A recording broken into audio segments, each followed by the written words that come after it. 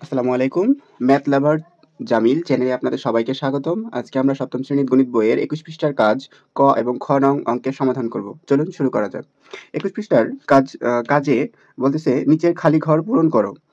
চলুন আমরা খুব সহজে অঙ্কগুলো সমাধান করি। ক নাম্বার অঙ্কে বলতেছে প্রথমে একটা খালি ঘর দিয়েছে, অনুপাত ৯ সমানুপাত ১৬ অনুপাত ৮। এটা হচ্ছে প্রথম রাশি, এটা হচ্ছে দ্বিতীয় রাশি, এটা হচ্ছে তৃতীয় রাশি, এটা হচ্ছে চতুর্থ রাশি। সমানুপাতের ক্ষেত্রে আমরা জানি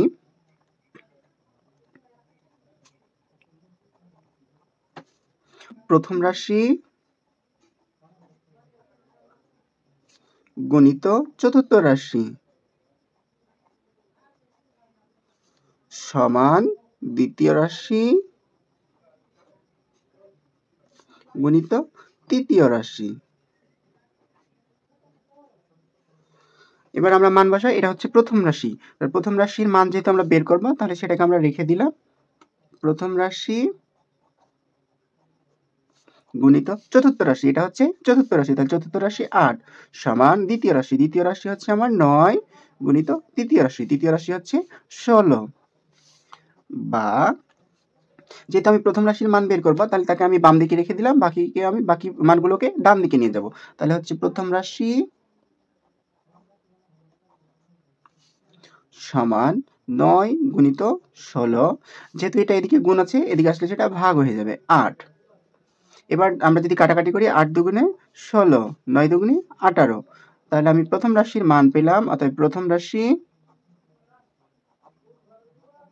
সমান ১৮, অর্থাৎ প্রথম রাশির মান পেলাম ১৮। অর্থাৎ আমরা যদি এখন সমানুপাত আকারে লিখি, তাহলে ১৮ অনুপাত ৯ সমানুপাত ১৬ অনুপাত ৮ উত্তর।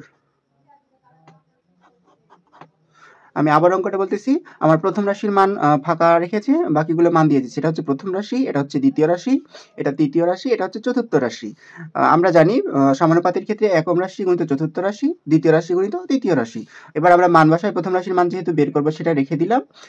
চতুর্থ রাশির মান হচ্ছে ৮, দ্বিতীয় রাশির মান হচ্ছে ৯ এবং তৃতীয় রাশির মান হচ্ছে ১৬। অর্থাৎ প্রথম রাশির মান বের করবো, সেটাকে আমরা বাম দিকে রেখে দিলাম। ৮ যেহেতু এদিকে গুণ অবস্থায় আছে, সেটাকে আমরা এদিকে নিয়ে আসলাম, সেটা ভাগ হয়ে গেল। এবার কাটাকাটি করলে ৮ দুগুণে ১৬, ৯ দুগুণে ১৮, অর্থাৎ প্রথম রাশির মান পেলাম ১৮। অতএব আমরা অনুপাত আকারে সেটাকে লিখলাম ১৮ অনুপাত ৯ সমানুপাত ১৬ অনুপাত ৮। খ নম্বর অঙ্কটা একইভাবে আমরা খুব সহজে সমাধান করতে পারি। খ নম্বর অঙ্কে বলতেছে ৯ অনুপাত ১৮ সমানুপাত ২৫ অনুপাত ফাঁকা ঘর। এটা হচ্ছে প্রথম রাশি, এটা হচ্ছে দ্বিতীয় রাশি, এটা হচ্ছে তৃতীয় রাশি, আর চতুর্থ রাশিটাকে ফাঁকা ঘর রেখেছি, আমরা সেটার মান বের করব। তাহলে সমানুপাতের ক্ষেত্রে একইভাবে আমরা জানি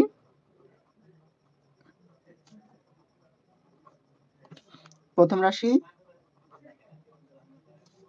গুণিত চতুর্থ রাশি সমান দ্বিতীয় রাশি গুণিত তৃতীয় রাশি।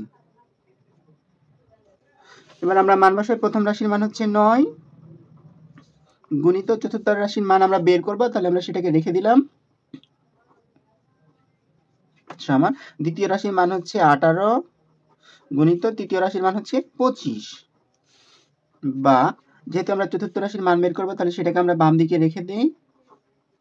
৯ যেহেতু আমার এদিকে গুণ অবস্থায় আছে, এদিকে আসলে সেটা ভাগ হয়ে যাবে। ২৫ ভাগ হচ্ছে ৯, ৯ দুগুণে ১৮, ২৫ দুগুণে ৫০। অতএব চতুর্থ রাশির মান পেলাম আমরা